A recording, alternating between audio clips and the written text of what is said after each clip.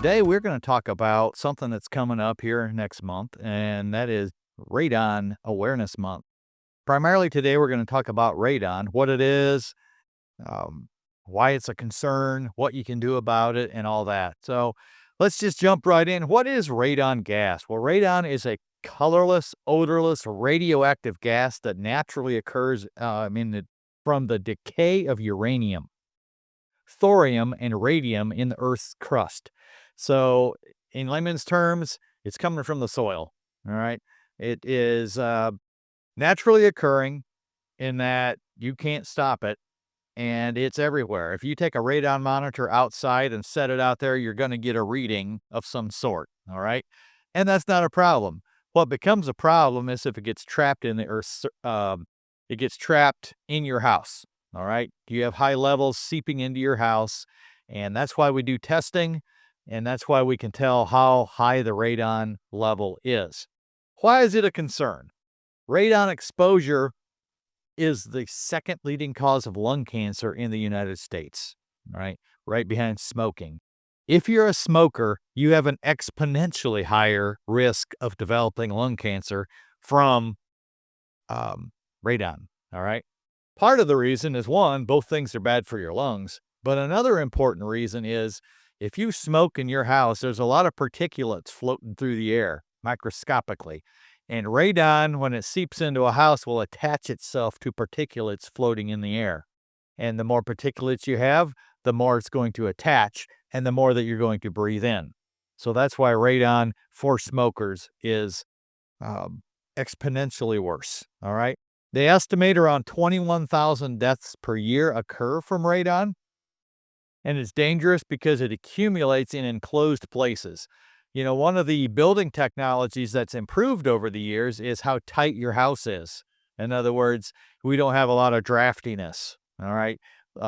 In fact, some houses are so tight you have to bring in outside air so that the heating and cooling functions work properly, especially the heating, so we get the right combustion air and makeup air and so forth.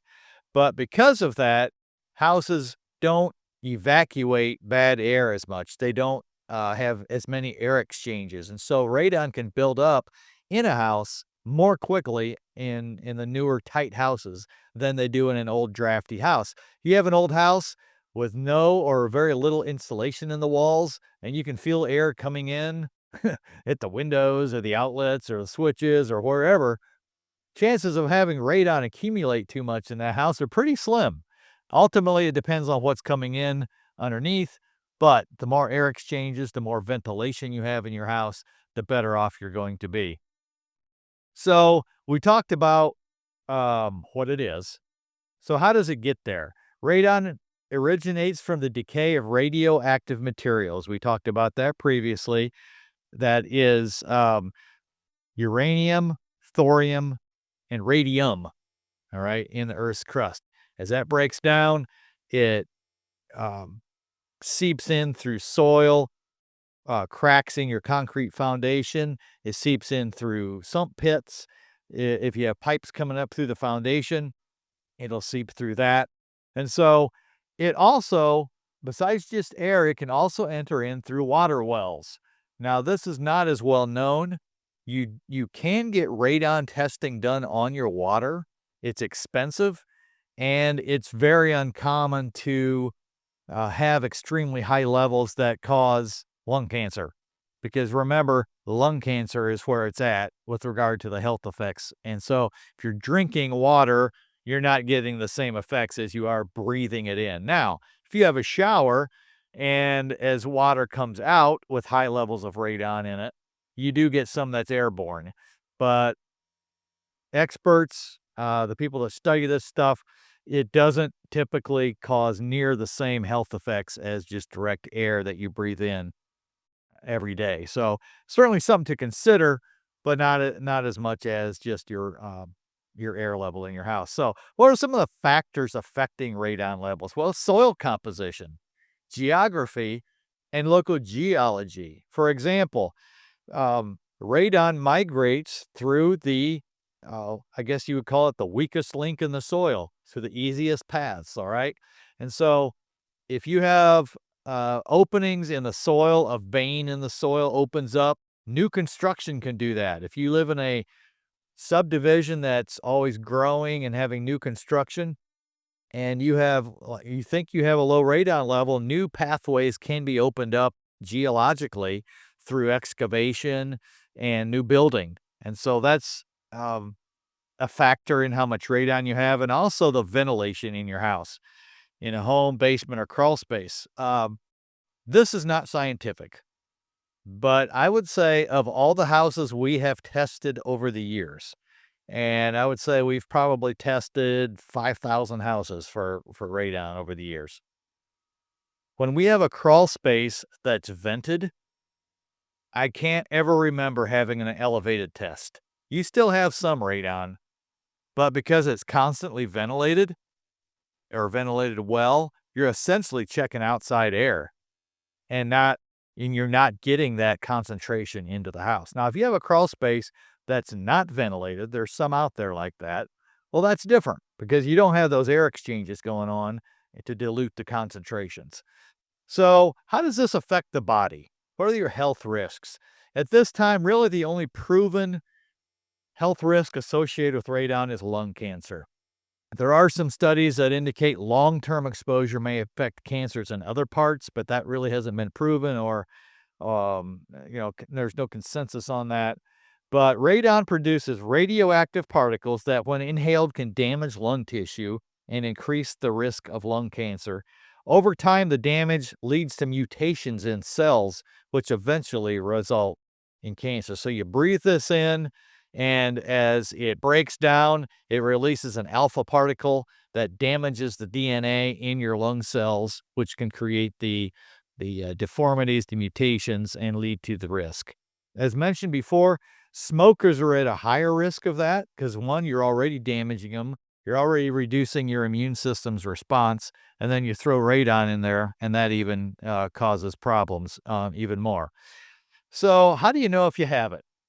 Well, the only way to know is to test it. There's a lot of myths out there. One of the myths is, um, I don't feel itchy. I don't have any radon, or I don't smell it, or I have an old house, or I have a new house, or I live on a slab. There's a lot of different myths about radon, which we'll address some of those today, but testing is always the only way to know. Now, how can you test? There's two ways to test. One is a short-term test, and those are from 2 to 7 days, and the other is a long-term test, which is typically 90 days. My recommendation is, if you live in your home currently and want to know, is that you do a 90-day test. You can get these tests online. Go online to Amazon, order a long-term radon test. Last I checked, they were maybe in the $40 to $50 range. And you would just take the canister that comes, you would set it in an area that is out of the way, so nobody's going to be messing with it. Could be the top of your refrigerator, the top of your cabinets, wherever, and live normally. And the reason I say normally is because on a short-term test, there are protocols that must be followed. This is especially true in a radon test for a real estate transaction, all right? There's a real estate transaction guide, and then there's a citizen's guide to radon, all right? Here's the difference. In a real estate transaction, the test kit must be put, or the test monitor, whatever you choose, must be put in the lowest level suitable for occupancy. In other words, you may have an unfinished basement that nobody lives in, but it could be suitable to live in. And that's where we would put the radon monitor. In a non-real estate transaction, you want to put the monitor in the lowest lived-in level. So if you have an unfinished basement, you got nothing down there, you're going to put it on the level that you live in. The reason that's a difference is because if we do a real estate transaction test, whoever's buying that house may use the house in a different manner than what you currently do. So that's why we're required to put it in the lowest level suitable for occupancy. Sometimes that's a gray area, a Michigan basement, where you have potentially a dirt floor or old concrete, or there's nothing down there but the furnace, maybe the laundry. Do you put it down there? Well, it depends. Sometimes that's up to the tester's judgment. where they should do that. But back to the testing, you can get DIY test kits for short term or long term. The short term is 2 to 7 days. Now, why that matters is when you do a short term test, one of the protocols you have to follow, besides where you set it, is you got to keep your windows closed. All right. So if you're in the summer, you don't have air conditioning and it's hot, you're probably not going to want to do that test if you can all help it, because you can't open your windows because that would dilute the air unnaturally. And we want to, when you just do a 2-day test, that's not going to be typically as accurate as a long-term test, but it is EPA approved for use in a real estate transaction, especially if you're using like a continuous radon monitor. So you have canisters that you can buy, and it's basically activated charcoal that you'll then send into a lab, and or there are continuous radon monitors. And those are just little devices that sit there and read the humidity, they read the pressure in the house, they read the radon level, and they give you a much more detailed reading of your radon level. And why do you need detail? Because you need to know what time of day it goes up, what time of day it goes down. Radon constantly is fluctuating.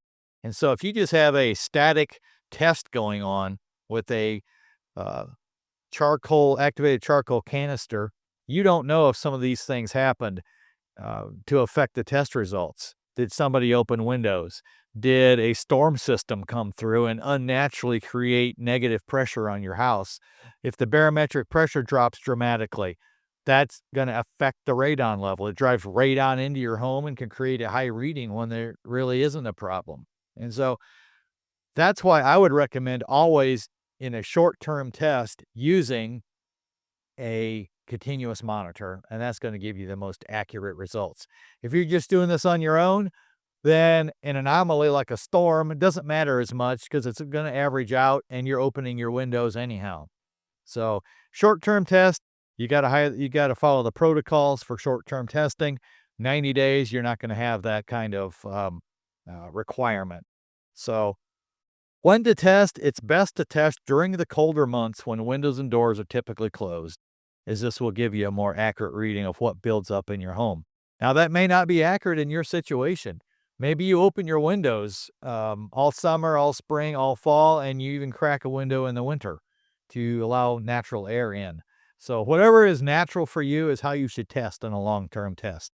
So what are we testing for exactly? What's a number? Give me some numbers on this. Well, the EPA recommends taking action to reduce levels of radon if the concentration is 4 picocuries per liter of air or higher.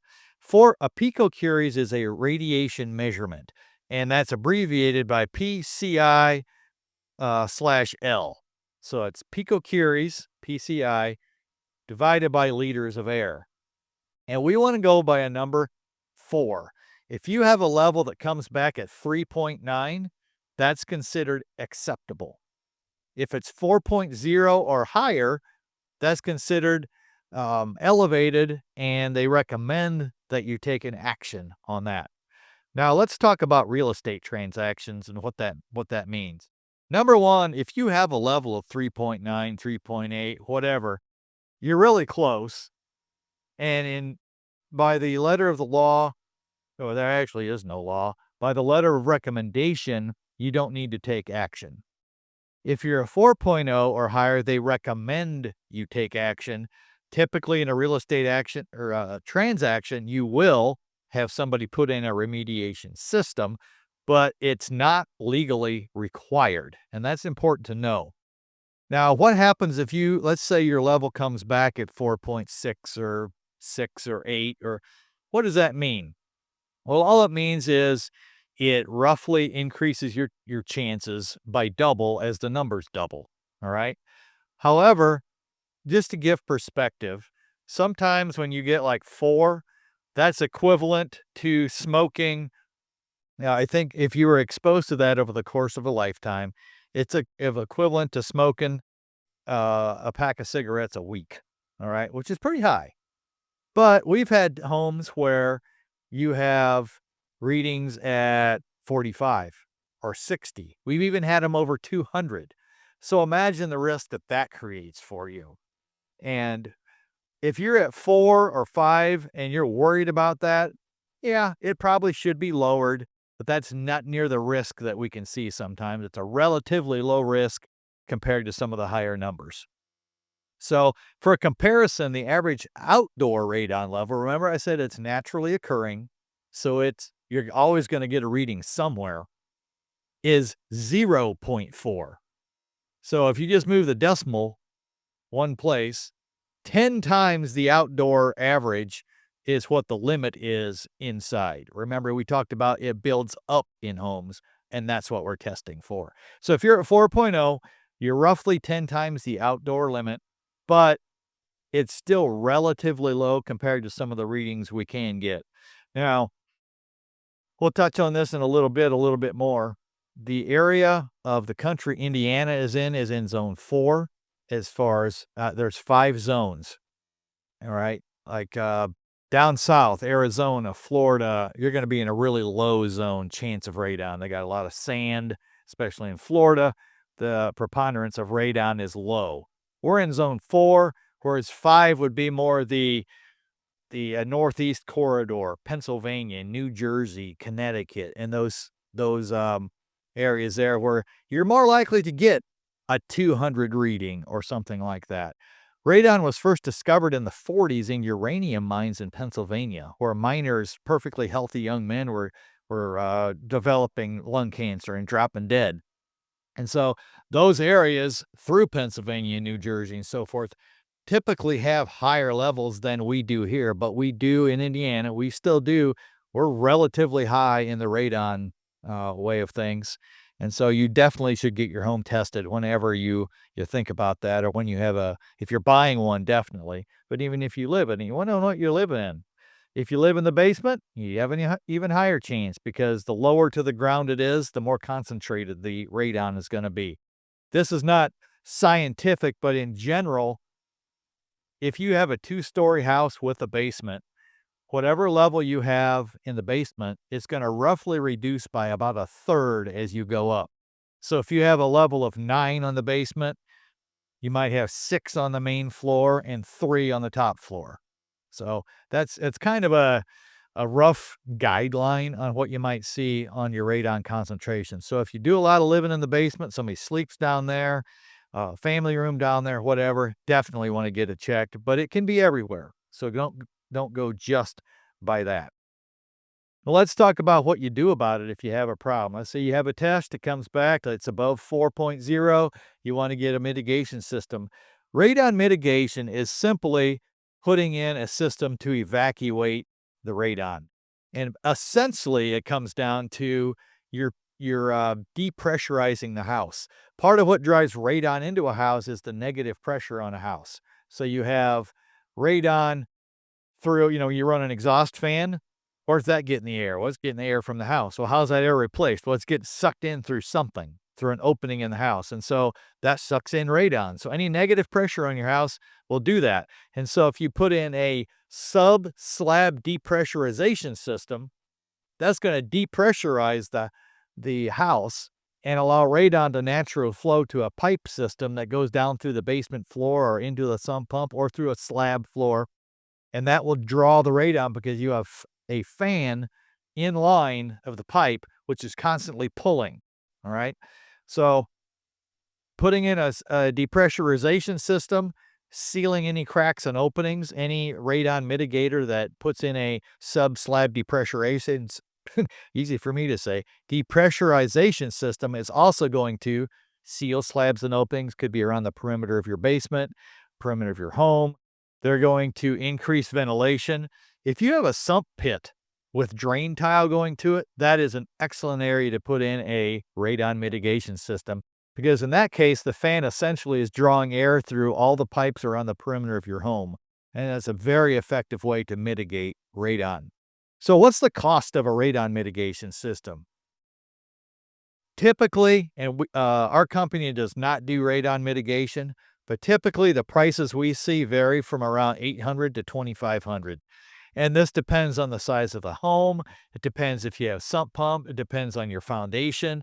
If you have a crawl space and you need to have it encapsulated along with the system, that can get quite a bit more expensive. So if you have a really long house and it's a slab, they may have to put in different depressurization systems at different parts of the home. So the more you put in, the more labor, the more cost. But typically, on a standard home with a basement, we've seen in the $1,200 range, maybe $1,400. Prices keep going up like everything else, but that's what mitigation would run. As far as a radon test, radon tests run from, if you use a system or a company that's going to use continuous monitors, it's going to be roughly $150 to $180. In the Northeast, I know where 95% of homes get tested for radon, it's probably going to be $225, just because, well, the cost of living is higher up there and it's a more common test. So 150 to 180 for the test, $1,200 for a mediation is kind of a common way. So it's not cheap, but it's not life-changing money either on either end of that. So we talked about radon in real estate. So if you're buying or selling a home, if high levels are found, the seller may agree to pay for mitigation. This might be part of the negotiations. That's why we require it prior to closing. If not, once you find it out after you live there, you're on your own to cover that. Does radon affect home value? And I don't think it does. As I mentioned, you might be into this 2000 time you get a test and a mitigation system, and that's not going to really put much dent into it. Some buyers are afraid of buying a house that has a depressurization system, but in my view, that's an asset because you've already addressed the problem and the new buyer doesn't have to deal with that. All right. So here's a couple of more myths about radon. It's only a problem in certain areas. Radon can be found in any home, regardless of location, although certain regions, like the Rocky Mountain states, parts of the Midwest, and the Northeast tend to have higher levels. That's just a fact. But homes in the South, Texas, uh, very low occurrences of it, but it's still there. Radon levels, myth number 2, radon levels are constant. False. They constantly fluctuate due to weather, ventilation, barometric pressure. Testing is the only way to know current levels.